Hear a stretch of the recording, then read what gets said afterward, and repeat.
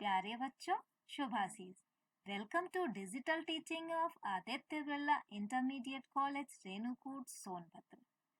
मैं डॉक्टर स्मिता सिंह आपको सामाजिक विज्ञान पढ़ाऊंगी। बच्चों, सामाजिक विज्ञान में हम इतिहास पढ़ेंगे और इतिहास का हमारा पहला चैप्टर है यूरोपीय शक्तियों का भारत में आगमन। तो बच्चों, इस चैप्टर में हम पढ़ेंगे कि कैसे यूरोपीय जो कुछ राष्ट्र थे वो भारत में आए और क्यों आए, तो इसके बारे में हम जानेंगे। तो ये जो यूरोपीय शक्तियां थी, मतलब यूरोप के कुछ ऐसे देश थे जो भारत में आए। क्यों आए? व्यापार करने के लिए। व्यापार करने के उद्देश्य से कुछ देश आए, जिनमें पुर्तगाली, डच, फ्रांसीसी और ब्रिटिश, ये चार ऐसे प्रमुख देश थे जो भारत में व्यापार करने के लिए आए। और भारत में व्यापार करने के लिए क्यों आए? क्योंकि भारत शुरू से ही बहुत समृद्ध देश था। यहाँ के मसाले, सूती रेशमी कपड़े, मसालों में विशेषकर काली मिर्च, इलायची, ये सब चीजें बहुत अच्छी मिलती थी। इसलिए लोग यहाँ पर आते थे और व्यापार यहाँ से सामान ले जाते थे और अपने देश में इसको जो है बेचते थे। तो इसलिए यहाँ पे तो बहुत एक लालसा होती थी यहाँ से व्यापार करने के लिए। तो इसमें क्या हुआ बच्चों कि व्यापार करने के लिए भी कुछ व्यापारिक मार्ग थे। तो भारत से व्यापार करने वाले 3 मार्ग थे, जिसमें पहला था समुद्री मार्ग, जो कि लाल सागर से अलेक्जेंड्रिया होकर के ये वेनिस को जाता था। इसको हम इस मानचित्र से समझेंगे। बच्चों देखो, ये जो है लाल सागर से, जो अरब सागर के पास नीचे है लाल सागर, अरे अरब सागर नहीं, अरब, सऊदी अरब जो होता है, अरब कंट्री जो है, उसके पास जो लाल सागर है, वहां से अलेक्जेंड्रिया होकर के वहां से वेनिस को जाता था ये व्यापारिक मार्ग। दूसरा हमारा है फारस की खाड़ी से होता हुआ समुद्री मार्ग। ये भी समुद्री मार्ग है। ये जो है, जो सऊदी अरब है उसके ऊपर ऊपर से होते, जो पर्शियन गल्फ लिखा हुआ बच्चों, ये फारस की खाड़ी है। इस फारस की खाड़ी से होता हुआ ये जाता था जिनेवा के लिए। तो ये जो है इराक होते हुए ये जिनेवा के लिए जाता था, जहाँ व्यापार होता था। और तीसरा हमारा मार्ग जो है ये थल मार्ग है, स्थल मार्ग, मध्य एशिया से मिस्र और यूरोप के लिए। इसको हम इसमें अच्छे से देखेंगे। जो है ये स्थल मार्ग है, जो मध्य एशिया से होते हुए ये पूरा जाता है और यूरोपीय देश में जो है वहां जाके व्यापार के लिए ये मार्ग है। तो 3 तरह के मार्ग थे हमारे। पहले दो जो है स्थल मार्ग थे और तीसरा जो है 2 पहले समुद्री मार्ग थे और तीसरा स्थल मार्ग है। अब आगे इसको हम देखते हैं। इसके बाद क्या हुआ बच्चों, एक कहानी हुई कि ये तो होता था कि इस तरह से व्यापार होता था, भारत में लोग आते थे व्यापार करने के लिए। लेकिन इसमें एक बीच में प्रॉब्लम आ गई कि सन 1453 ईस्वी में तुर्कों ने कुस्तुनतुनिया पर अधिकार कर लिया। अब ये जो कुस्तुनतुनिया क्या है, कुस्तुनतुनिया एक ऐसा नगर है कि उसी नगर से होकर के व्यापारी आते थे भारत में व्यापार करने के लिए। तो तुर्कों ने जब उस कुस्तुनतुनिया पर जो अधिकार कर लिया, कब? सन 1453 में। तो अधिकार करने के बाद उसने क्या किया, वो रास्ता बंद कर दिया। जब रास्ता बंद हो गया तो ये जितने यूरोपीय देश थे, फ्रांस, ब्रिटिश, पुर्तगाली, ये सारे जितने भी थे जो आते थे यहाँ व्यापार के लिए, इनका व्यापार बंद हो गया। अब ये परेशान हो गए, व्यापार बंद हो गया तो करें क्या? व्यापार तो करना था क्योंकि फायदा उससे हो रहा था। तब इन्होंने क्या किया, नए मार्गों की खोज की। अब नए मार्गों की खोज की तो नए मार्गों की खोज करने के लिए निकले ये।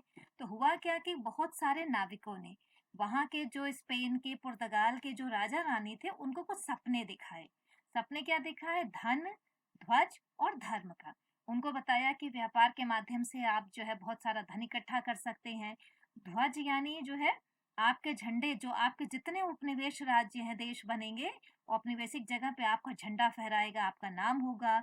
और धर्म, ईसाई धर्मों का जो है जाकर के बाकी देशों में प्रचार प्रसार होगा।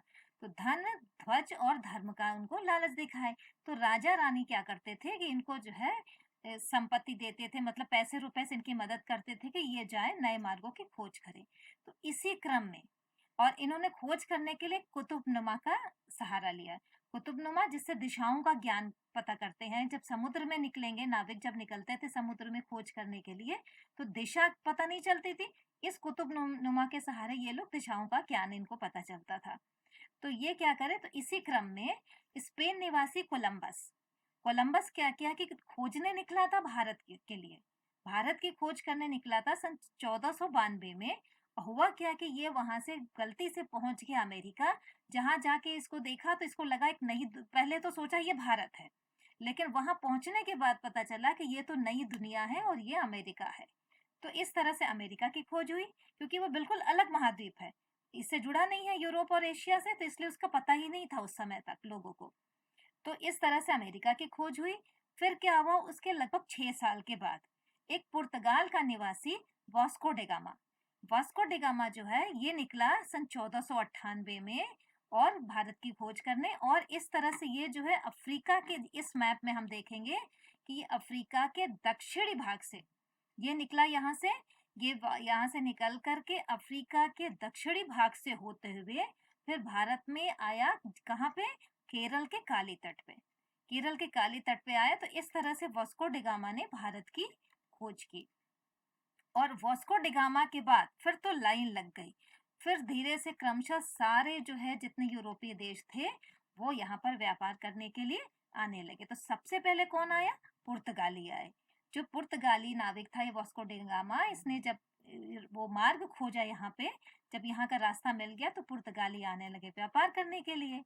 और व्यापार के यहाँ से मसाले वगैरह, सूती रेशमी कपड़े ले जाते और सोने चांदी ले आते। तो इस तरह से जो है वो व्यापार यहाँ पर होने लगा। अब क्या है कि उसके बाद पुर्तगालियों के बाद बाकी देश भी, बाकी जो यूरोपीय देश हैं वो भी आने लगे यहाँ व्यापार करने के लिए। अब उनका क्रम क्या है? सबसे पहले पुर्तगाली आए सन 1498 में, जब वास्को डिगामा यहाँ पे आया केरल के काले तट पे।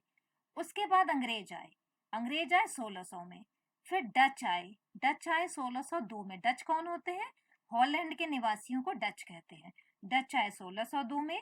और फिर लास्ट में फ्रांसीसी आए सन 1664 में। अब ये सारे आए यहाँ पर, और यहाँ का व्यापार देख करके इनमें आपस में क्या होने लगा?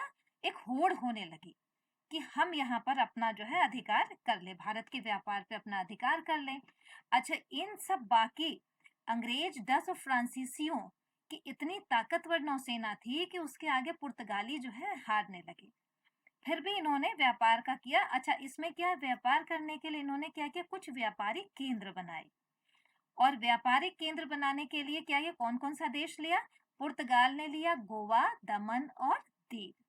इन 3 जगहों पे पुर्तगालियों ने अपने व्यापारिक केंद्र बनाए।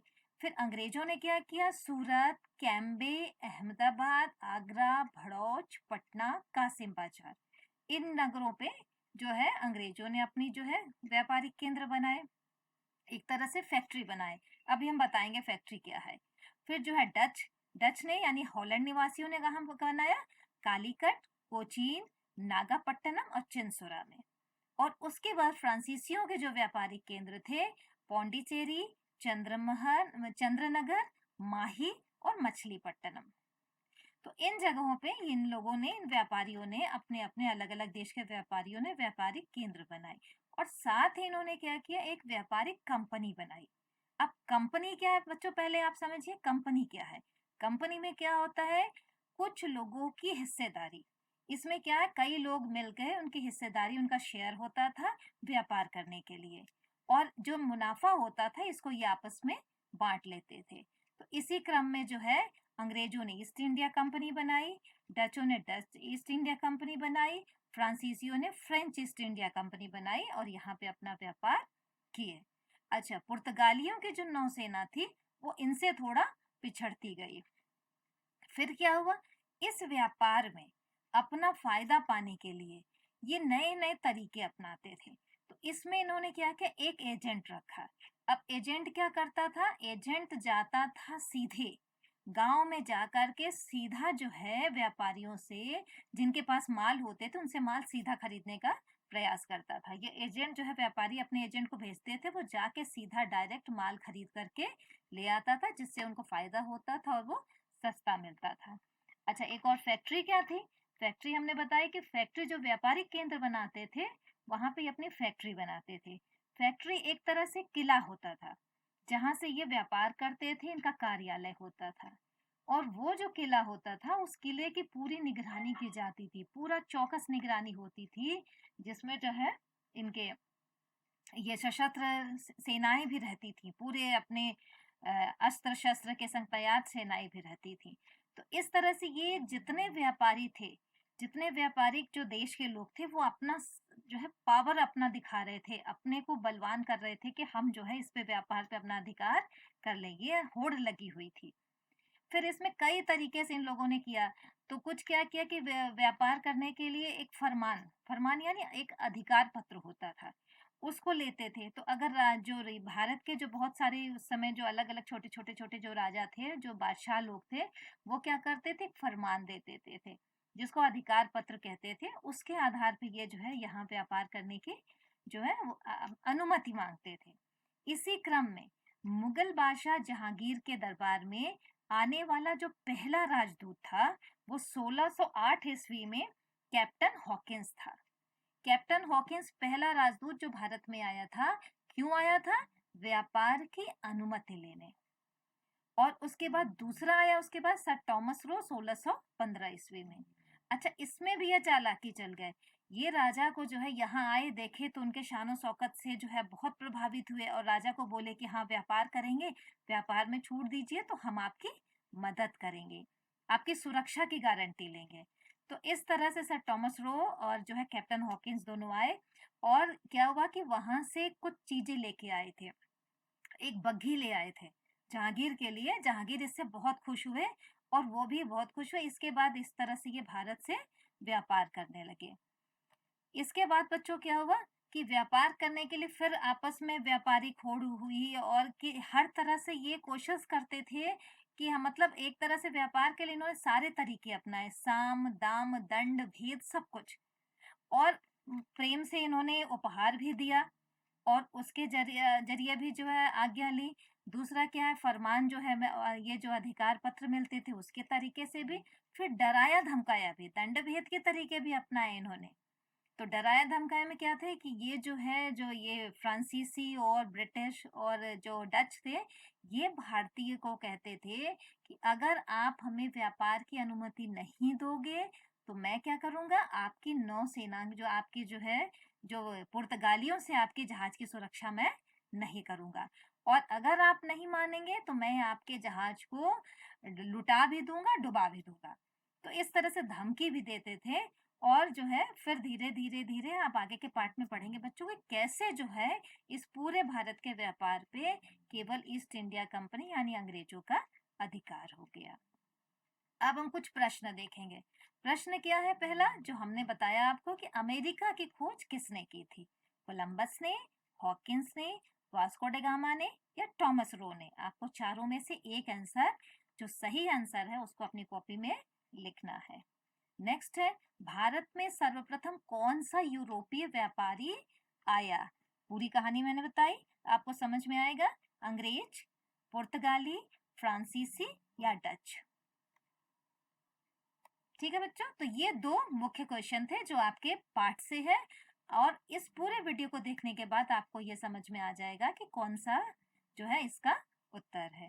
ठीक, तो ये पूरा चैप्टर आपका यूरोपियों का भारत में आगमन पूरा चैप्टर कंप्लीट। ठीक, धन्यवाद।